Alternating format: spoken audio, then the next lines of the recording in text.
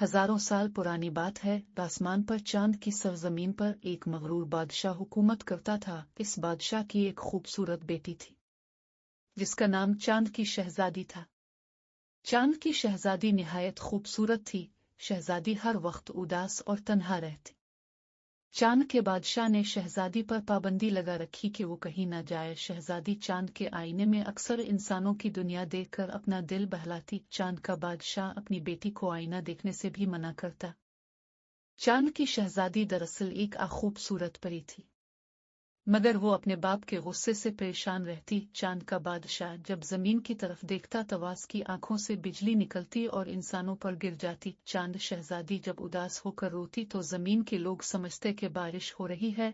एक दिन शहजादी चांद के आईने से दुनिया देख रही थी। अचानक पहाड़ों पर आबाद एक मुल्क नजर आया जहां उसकी तरह खूबसूरत परियां रहती थी।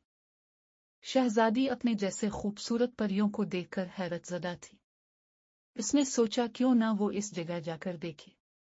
शहजादी ने देखा कि चांद का बादशाह सो रहा है। वो आसमान में उड़ती हुई आईने वाली जगह पहुंची। ये जगह बहुत खूबसूरत थी। परियां आपस में बात कर रही थी। शहजादी को पता चला कि वो परिस्तान है जहां परियां और परिजाद रहते हैं। एक परी की नजर चांद की शहजादी पर पड़ी। वो इतनी खूबसूरत शहजादी को देखकर हैरतजदा थी। इसने ऐसी परी पहली बार परिस्तान में देखी थी। चांद शहजादी वहां से उड़कर आ गई। जब शहजादी चांद पर पहुंची, चांद का बादशाह जाग चुका था।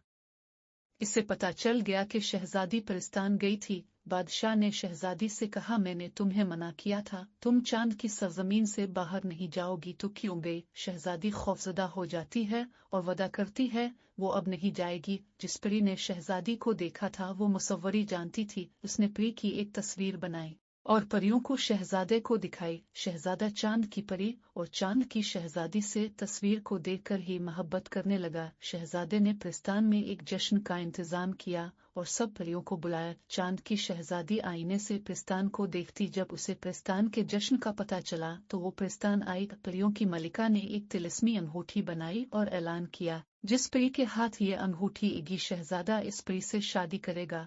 जश्न शुरू हो गया। परियों ने रक्स करना शुरू किया। बोने भी जश्न में शामिल थे। जिन्नात और देव को भी बुलाया गया। खूबसूरत ठंडी हवा के साथ मौसीकी शुरू हुई। परिस्तान की सब परियों ने बारी बारी अंगूठी पहनी मगर वो किसी को न आए।